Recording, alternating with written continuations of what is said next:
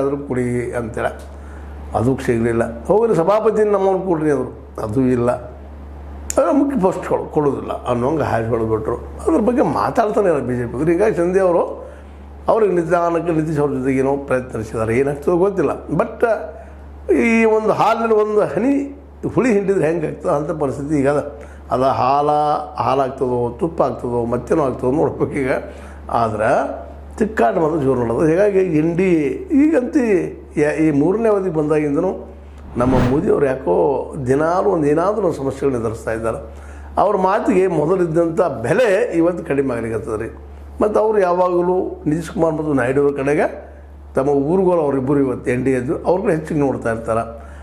ಅಲ್ಲಿ ಏನೋ ಪ್ರಯತ್ನ ನಡೆದಿದ್ದಾವೆ ಅಂತ ಹೇಳ್ತಾ ಇದ್ದಾರೆ. ಬಿ ಜೆ ಪಿಗರು ಸಹಿತ ಈ ಒಂದು ವಿಶೇಷವಾದಂಥ ನಮ್ಮ JDU, ಜನತಾದಳ ಯುನೈಟೆಡ್ ನಮ್ಮ ಬಿಹಾರದ ಮೆಂಬರ್ಗಳನ್ನ ಹೊಡ್ಕೋಬೋದು ಒಂದೇನು ಪ್ರಯತ್ನ ನಡೆದಿದ್ದಾವೆ ಸುದ್ದಿಗಳು ಬರ್ತಾ ಇದ್ದಾವೆ.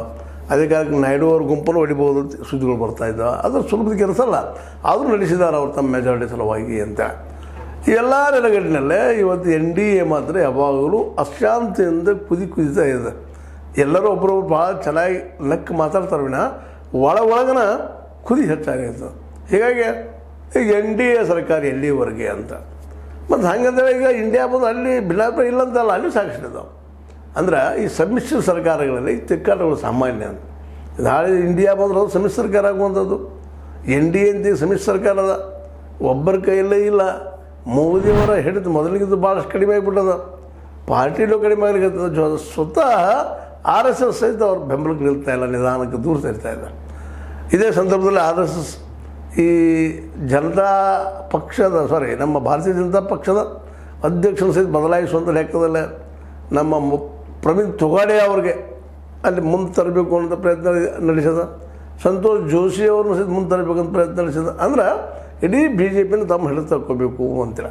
ಮತ್ತು ಮೋದಿಯವ್ರಿಗೆ ಯಾವುದು ಸಹಿತ ಇವತ್ತು ಪರಿಸ್ಥಿತಿ ಹೇಗದಪ್ಪ ಅಂದ್ರೆ ಮೋಹನ್ ಭಾಗವತನ ಬಿಟ್ಟು ಅಲ್ಲಿ ನಿಲ್ಲೋದು ಪರಿಸ್ಥಿತಿ ಇಲ್ಲ, RSS ಬಿಟ್ಟು ಮುಂದುವರಿಯೋ ಪರಿಸ್ಥಿತಿ ಇಲ್ಲ. ನಡ್ಡಾ ಅವರೇನು ಹೇಳಿರ್ಬೋದಿಲ್ಲ ಅಂತಲ್ಲ, ನಾವು ದೊಡ್ಡವರಾಗಿ ನಾವು ಕಾಲವನ್ನು ನಡೀತೀವಿ ಅಂತೇಳಿ. ಬಟ್ ಅದು ವಸ್ತುಸ್ಥಿತಿ ಆಗಿಲ್ಲ.